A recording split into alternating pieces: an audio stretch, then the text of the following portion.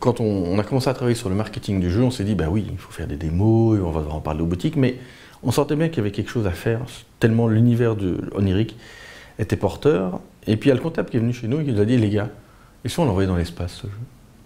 On s'est dit, mais ils vont m'embêter, etc., c'est pas faisable. Et là, on a fait des recherches et on s'est dit, ben, un, ça colle trop bien, et deux, c'est faisable, donc on l'a fait.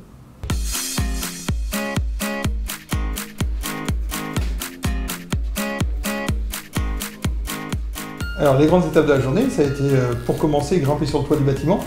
Et ça, quand on a le vertige, c'est super sympa. Alors ensuite, c'est Braves Gens, qui est une équipe spécialisée là-dedans, a dû demander des autorisations de vol, avait un plan de vol, etc. On a attaché le jeu, mis des caméras, on était tous ensemble. L'idée, c'est que la boîte contient, en plus d'un GPS, contient 2 caméras, une avant et une arrière. Et eux, via un programme, peuvent suivre globalement le parcours du ballon en temps réel et peuvent, grâce à des algorithmes, voir où il va arriver.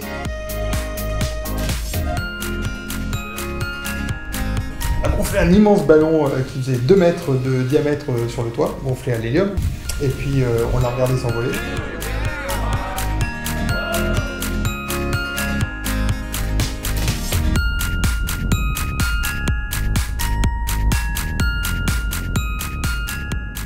Au moment du lancement, on aurait pu le faire en petit groupe, mais on s'est dit non, c'est un truc de boîte, on a tous travaillé dessus. Repos, on est une petite boîte de 15 personnes, et tous les jeux, ils passent finalement par tous les échelons de la boîte, donc il était évident que tout le monde devait être là. Et ce qui est drôle, c'est quand on a présenté le projet, il y a des mecs qui ont fait « ouais, envoyer le ballon dans l'espace, etc. » Et finalement, tout le monde était au taquet, tout le monde était quand même impressionné, et il y avait une vraie ambiance particulière, parce qu'en effet, mine de rien, c'est un truc qu'on n'avait jamais fait, que personne n'avait jamais fait.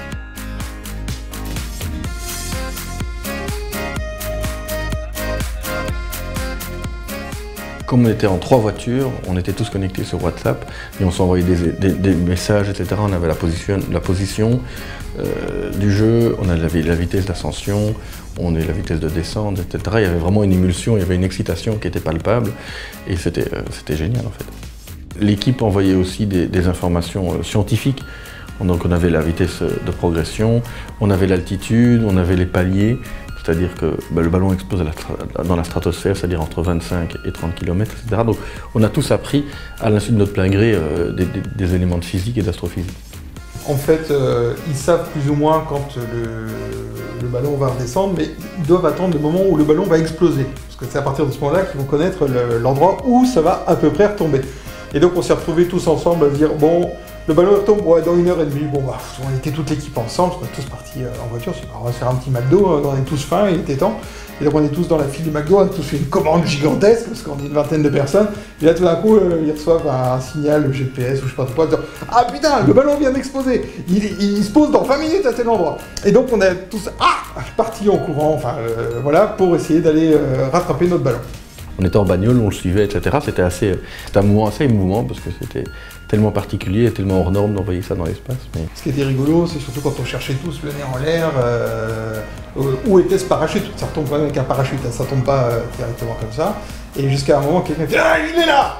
Et donc là, c'était chouette, il fallait qu'on se soit en dessous. Et ça s'est pas joué à grand chose, qu'on traversait un champ en courant, d'autres qui ont pris une rue, d'autres qui ont pris une autre rue, d'autres qui sont partis en voiture. Et franchement, à quelques secondes près, on aurait presque pu le rattraper dans les mains.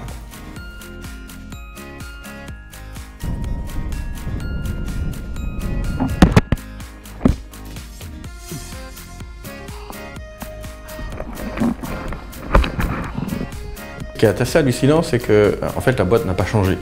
On voit bien, si les gens regardent toute la vidéo, qui est quand même très longue, ça dure 2 heures, qu'il y a de l'humidité qui se crée, etc. Mais au final, tout était nickel, tout était froid évidemment, parce qu'il fait moins 50 dans la stratosphère. Mais oui, non, c'était assez impressionnant de se dire qu'en fait, finalement, on avait fait des kilomètres et qu'elle était en état nickel. Et ce qui était très émouvant, c'est surtout quand on a découvert tous ensemble les images après, quoi, parce que bon, on a eu un aperçu vite fait sur un ordinateur portable dans la voiture des lanceurs, mais après, quand on s'est tous mis dans la salle de réunion, on a branché l'ordinateur et qu'on a tous vu ensemble ce truc qui monte, tout d'un coup, c'est devenu vraiment tangible et réel et ouais, émouvant. Mais le plus fort, c'est qu'on a trouvé Roswell, ça c'était dingue.